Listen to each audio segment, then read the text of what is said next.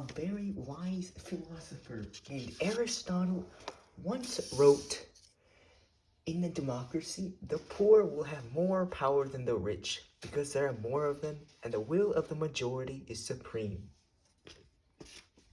America is a prime example for a country that practices democracy. It is known as the gun-toting land of the free, where everyone's rights, regardless of race, gender, or color, are equally protected by the Bill of Rights and Constitution. However, this may not be completely true.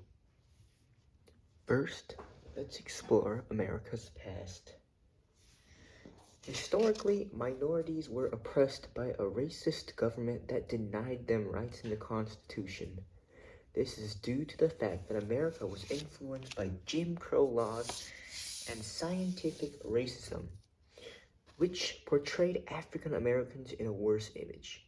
Often, minorities such as Frederick Douglass, Webb Du Bois, and Ida B. Wells had to step up and get ratification of acts that would bring equality one step closer.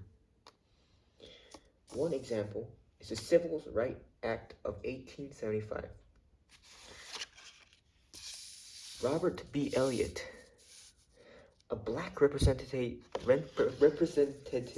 from South Carolina, fought for the ratification of the Civil Rights Act, which prohibited businesses and services from discriminating against minorities. However, the Supreme Court ruled this unconstitutional because they could not control what private businesses did. This meant that the Civil Rights Acts were basically nullified, and minorities were continued to be denied services. Another example is the passing of the 15th Amendment. This meant that minorities would not be discriminated against while voting. However, this was not enforced in the states. Minorities were denied from voting by poll taxes and literacy tests. It took Congress until the 1960s to finally enforce this amendment in the states with the Voting Rights Act of 1965. Some may argue that the 14th and 15th Amendment are fairly provided for all Americans today.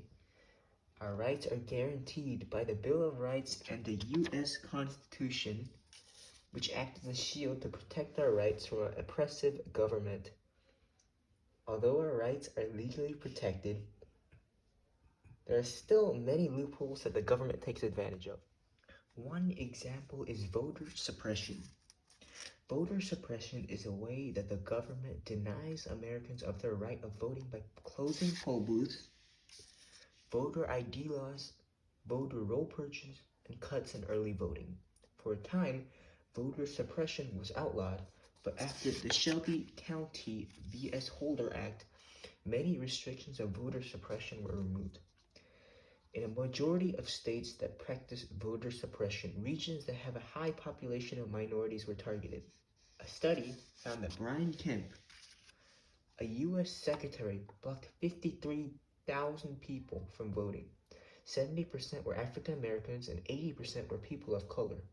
This led to him winning the 2018 Georgia's elections. Politicians often use voting suppression to cause people to vote less for their opponents.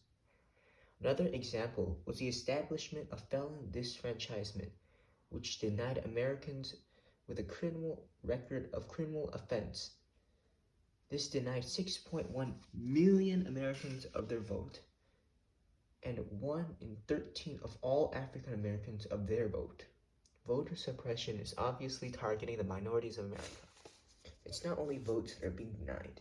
Many Americans often experience some form of inequality with their life. A 2019 poll found that 56% of Americans have at least one form of medical financial hardship. At least 25% of the population is delaying healthcare because of the steadily growing costs, yet costs continue to grow. With the introduction of the ACHA, more commonly known as the Trump Care Act, it is projected to produce 24 million more uninsured Americans and increase costs for elderly and increased costs for people with pre-existing conditions. Although some people may argue that the 14th and 15th Amendment are equally applied to every American, the facts state otherwise. Statistics show that people of color are more likely to be denied their vote, and poorer people denied their life privileges in America. While we have come a long way from slavery, we still need to grow as a nation to establish full equality in all our acts of America.